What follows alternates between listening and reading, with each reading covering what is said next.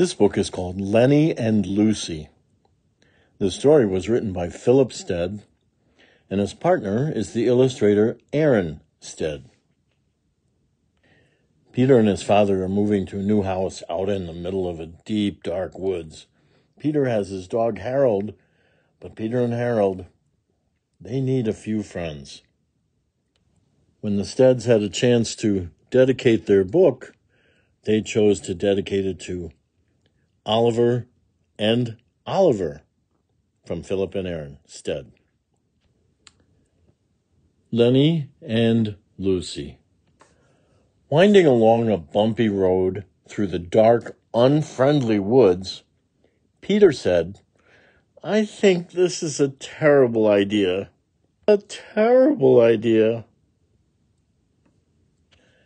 And when they'd finally left the woods and stood safely on the other side of the wooden bridge, Peter said, "This house is not as good as our old house. I want to go back." But no one heard except for Harold, who was only a dog and couldn't do much about it, even though he wanted to. Harold was a good dog. At night, Peter and Harold looked from the upstairs window, past the wooden bridge, out to the dark woods. Terrible things hid in the trees. Neither Peter nor Harold slept at all.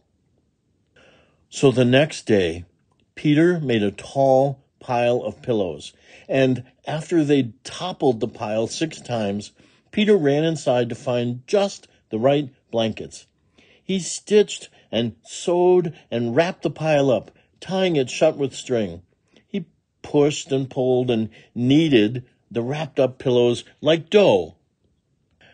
And when he was done, he named it Lenny, guardian of the bridge. "Lenny will guard the bridge," said Peter, "and keep the dark woods on the other side where they belong." Harold wagged his tail.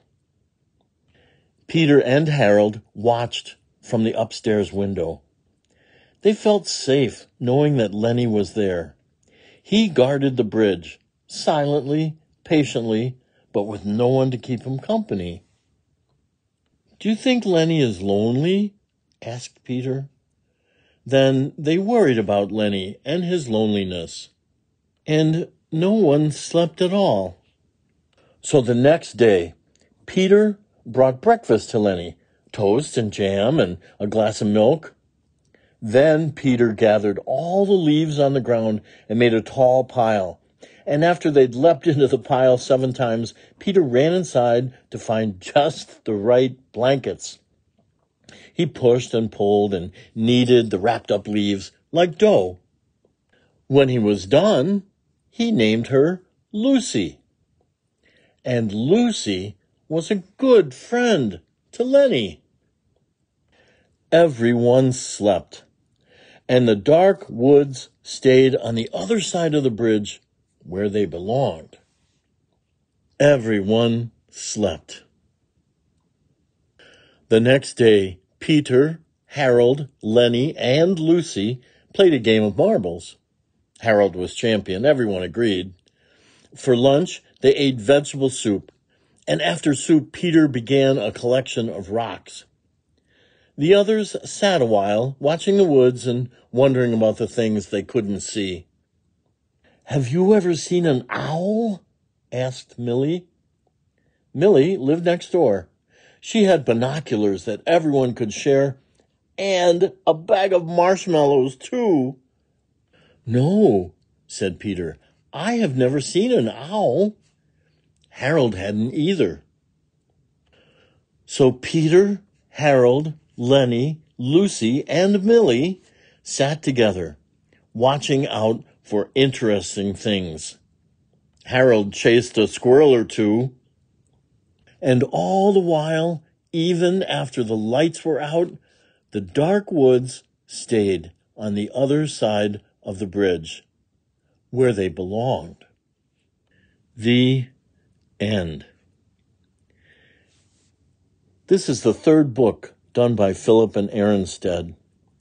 They wrote A Sick Day for Amos McGee, and they did Bear Has a Story to Tell. Erin Stead, the artist, works with charcoal, egg tempera paints, does some carbon transfer printing, and you would enjoy those other two books as well. Philip and Erin and their dog, whose real name is Wednesday, live in a 100-year-old barn in Ann Arbor, Michigan. And Millie was a good friend to Peter. This book has been Lenny and Lucy, written by Philip Stead, illustrated by Erin Stead.